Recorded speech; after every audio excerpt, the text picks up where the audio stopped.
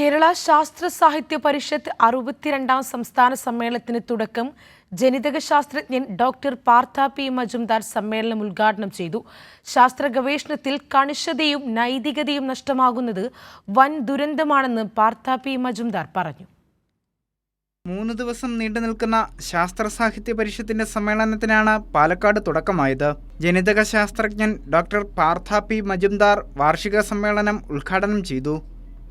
രാജ്യത്തെ പ്രമുഖ ഗവേഷണ സ്ഥാപനങ്ങളും ഗവേഷണ ഗൈഡുമാരുമെല്ലാം നിക്ഷിപ്ത താൽപ്പര്യങ്ങളോടെ വ്യാജ ഗവേഷണങ്ങൾ പ്രോത്സാഹിപ്പിക്കുന്ന നിലയിലാണ് വന്നിരിക്കുന്നതെന്ന് പാർത്ഥ പി മജുംദാർ പറഞ്ഞു.